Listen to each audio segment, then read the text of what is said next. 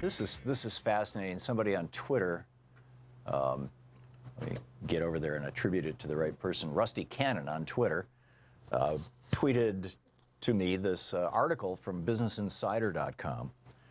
Every year, this is pretty amazing. Every year, on the Monday after daylight savings time in the spring. Now, you know, the change back in the fall, we get an extra hour of sleep, and so everybody likes that. There doesn't seem to be a problem associated with that. But the one in the spring literally kills.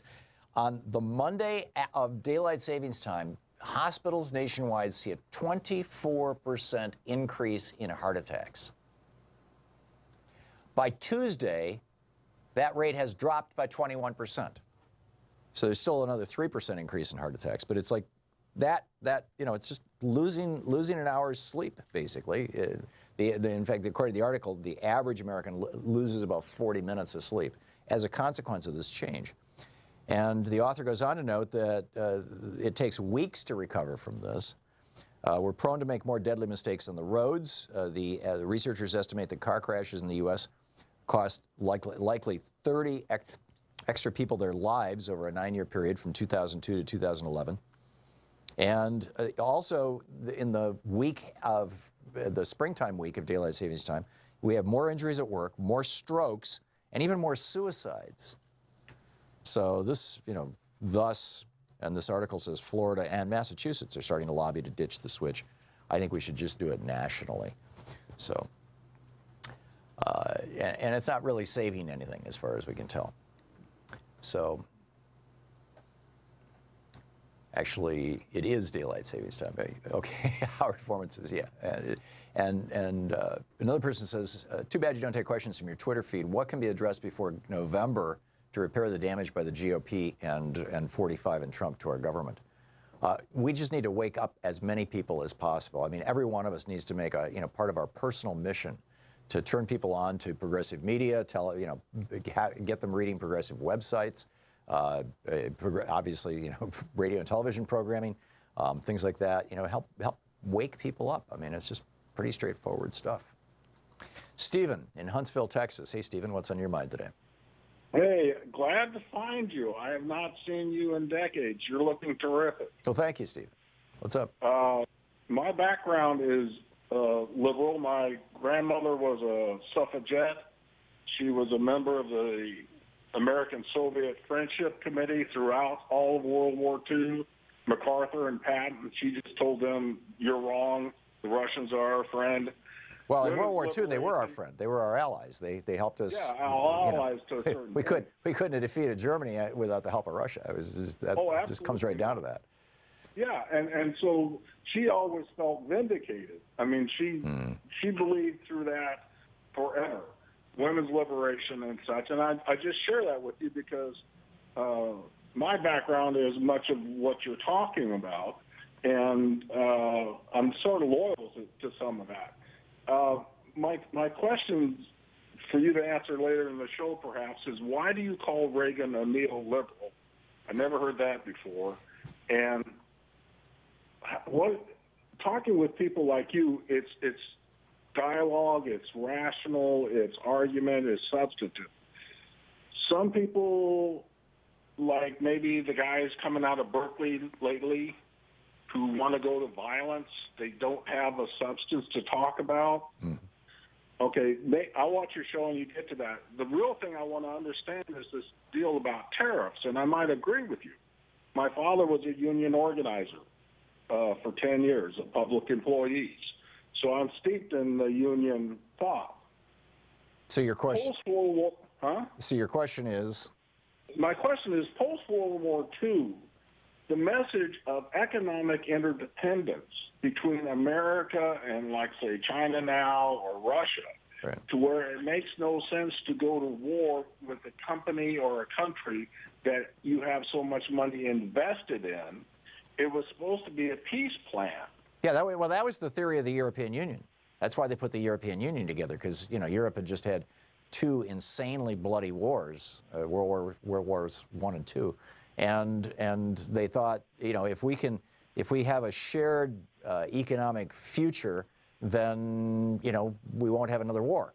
I don't think that the European Union experiment is going. I mean, it's working out really, really well for Germany, but you know, you talk to Greeks or Portuguese or you know, Irish or what. Well, the Irish like the EU because it gives them access to the continent, but you talk to a lot of folks in other countries, and they'll tell you that their sense of it is that basically the EU is simply Germany's way of having, you know, won World War II.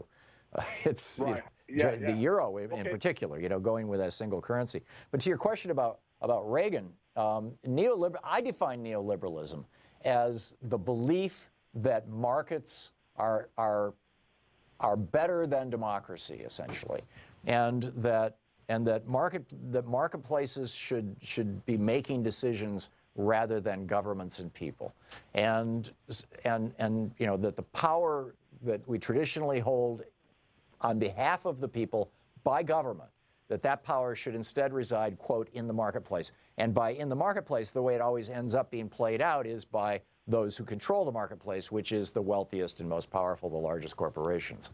And you know, so the question, a neoliberal question is always what's best for the big corporations. And you know, doing away with tariffs was great for big corporations. It's not necessarily great for the United States. You know, all our jobs went overseas, and it's not good for our security, our national security. I mean, you know, the border crossing guards, the ICE guys down in Mexico, the border crossing guys, or the border patrol, they're wearing uniforms manufactured in Mexico. I mean, how weird is that, right? So why is it neoliberal as opposed to neoconservative?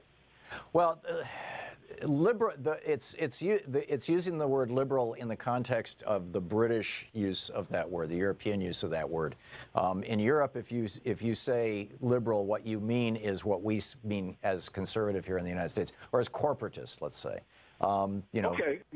All right. So, and this is the new iteration of 19th century European liberalism. And you know, but you know, we're really kind of getting in the weeds here, Stephen. I think the bottom line is that this experiment, this neoliberal experiment, that you know we really went into in a big way. Thatcher in '78 and Reagan in '80, both the United States and Europe and the UK, has turned out to be a failure. It does. You know, the theory was that we were all rich enough that if we turned everything over to the big corporations and we encouraged transnational corporate activity, that would eliminate the possibility of another world war, number one, and frankly, I don't think that we're even close to that. In fact, I think that we're staring down the barrel potentially of a war with China specifically.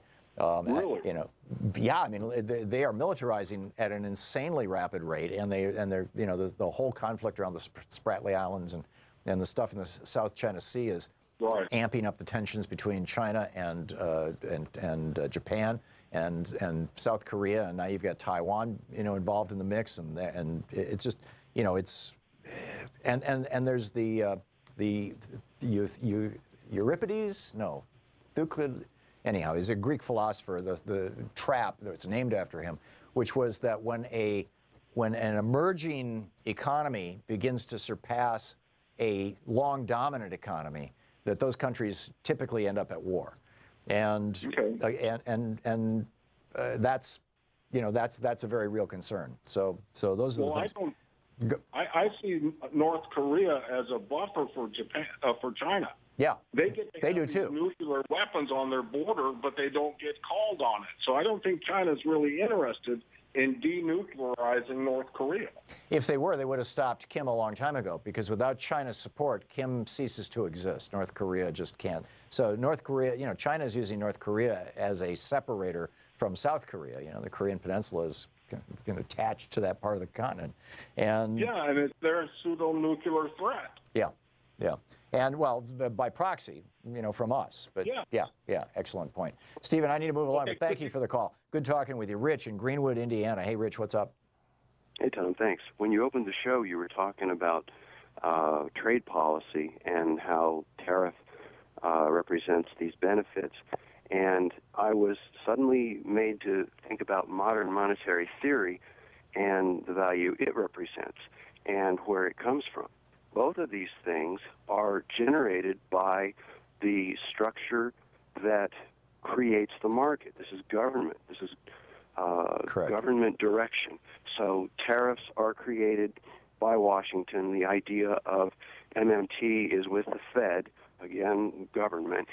And I was thinking about how if both of these things were practiced in the same direction, there'd be this bookended reinforcement, and there'd be this support for the means of production. In other words, that which the workers control. Right. And the idea that there has been this purposeful demobilizing and a divide and rule that has been perpetrated by that which we call our governance. I'm reminded of a statement from the Scott Noble tripart plutocracy, and I think it was in Solidarity Forever, which was the second of the three. There's divide et impera, solidarity forever, and then class warfare. Carnegie Steelworks plant manager Jay Gould said, I can always hire half the poor to kill the other half. Right, right. Yeah, this is the issue of tariffs, of trade policy. The larger, and Rich, thank you for the call. The larger issue here is that we need to have a national conversation about developing a national industrial policy.